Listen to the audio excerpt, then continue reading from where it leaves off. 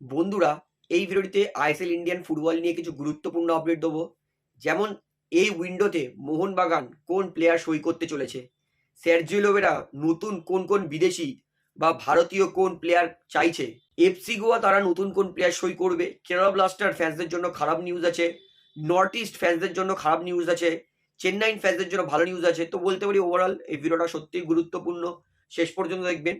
এবং যারা চ্যানেল নতুন আছে সবাইকে একটা অনুরোধ করে রাখবো, যেহেতু এইখানে আপনারা খেলা সমস্ত রকম আপডেটস পেয়ে যাবেন, তারা অবশ্যই পাবলিক ভিউ কলকাতা চ্যানেলটিকে সাবস্ক্রাইব করে বেল আইকন প্রেস করে অল করে রাখবেন। তাহলে বন্ধুরা, সবার প্রথমে কেরালা ব্লাস্টার ফ্যান্সদের জন্য খারাপ খবর দিই।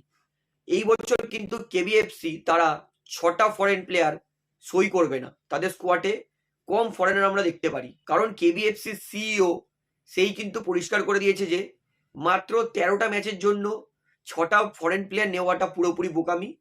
তাই এই বছর হয়তো কেবিএফসি তারা 3টে থেকে 4টে ম্যাক্স টু ম্যাক্স ফরেনার খেলাবে তাদের দলে। অর্থাৎ কেরালা ব্লাস্টার তারা কিন্তু এই বছর 6টা ফরেনার নেবে না, এমনটা তাদের সিইও ক্লিয়ার করে দিয়েছে। নর্থ ইস্ট একটা দল আমি বুঝতে পারছি না, প্রথমে আলাদিন আজারাইকে ছেড়ে দিল।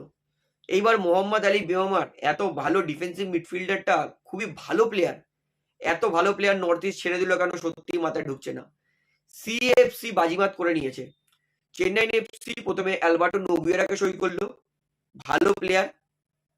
তারপরে এইমাত্র মোহাম্মদ আলী বেওমারকে সই করেছে। অর্থাৎ এই সিজনে কিন্তু চেন্নাই এফসি তারা দুটো ভালো ভালো ফরেনারকে তুলে নিয়েছে। অলরেডি চেন্নাই দলে দুটো ভালো ভালো ফরেনার ছিল, এলসিনিও এবং ডেনিয়াল চিমাচুকু। তো 4টে ফরেনার কিন্তু হয়ে গেল সিএফসি দলে।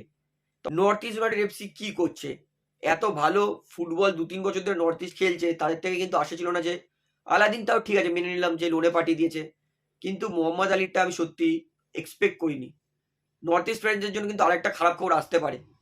মোহনবাগান কিন্তু পার্থিব গগৈকে শর্টলিস্ট করেছে। একবারও বলছিল যে পার্থিব গগৈকে সই করেই নিল, শর্টলিস্ট করেছে। তো এবার আস্তে করে মোহনবাগানের আপডেটটাতে আসি। এই বছর কিন্তু সার্জিও লোবেরা জানিয়ে দিয়েছে যে মানবীর সিং এর ব্যাকআপ লাগবে। কারণ আমরা দেখেছি বহু সিজনে মানবীর তিনি আউট অফ ফর্ম হয়ে যান, মানবীর ইঞ্জুরি পেয়ে যান। সেই কারণে কিন্তু সার্জিও লোবেরা মানবীর সিং এর ব্যাকআপে কোনো এক ভারতীয় উইঙ্গার চাইছে, রাইট উইং এর প্লেয়ার। এই জায়গায় সব থেকে টপ প্রায়োরিটি, মানে যাকে সব থেকে বেশি বড় টার্গেট করেছে, সেটা হচ্ছে ব্রাইসন ফার্নান্ডেস। মোহনবাগান সব থেকে বেশি টার্গেট যাকে ব্রাইসন ফার্নান্ডেসকে করছে। ব্রাইসনের সঙ্গে কিন্তু চুক্তি পুরোপুরি এক্সটেন্ড হয়নি এফসি গোয়ার, তাই মোহনবাগানের জন্য কিন্তু এটা খুবই ইজি ব্রাইসন ফার্নান্ডেসকে সই করা। মোহনবাগানের দ্বিতীয় মোস্ট টার্গেট ব্রাইসন ফার্নান্ডেসের পরে লাললিংজোলা চাংতে। যদিও মুম্বাই সিটি এফসির সঙ্গে লাললিংজোলা চাংতের কন্ট্রাক্ট এখনো 2 বছর বেঁচে আছে, তা সত্ত্বেও মোহনবাগান টার্গেট করবে। পেলে পাবে, না পেলে না পাবে সেটা আলাদা কথা। তবে মোহনবাগান কিন্তু second target লাললিংজোলা Chhangte, third target পার্থিব গগৈ। মোহনবাগান কিন্তু পার্থিব গগৈকেও চাইছে, তার পাশাপাশি মোহাম্মদ সানানও আছে উইঙ্গার হিসেবে। তো সার্জিও লোবেরা কিন্তু এর মধ্যে অবশ্যই ব্রাইসন ফার্নান্ডেসকেই চাইছে এফসি গোয়ার প্লেয়ার। তো দেখা যাক মোহনবাগান মানবীর সিং এর ব্যাকআপ হিসেবে কোন প্লেয়ারকে নেয়। সার্জিও লোবেরা ফরেন প্লেয়ারের থেকেও কিন্তু খুশি নয়। সার্জিও লোবেরা প্রথমে বলেছিল যে মোহনবাগান দলকে এই বছর কোনো বিদেশি চেঞ্জ করবে না, মানে যেই বিদেশি আছে সেই বিদেশি নিয়েই খেলাবে। তো ম্যানেজমেন্ট কিন্তু এই বছর কোনো বিদেশি চেঞ্জ করবে না, ঘাবড়ানোর কিছু নেই।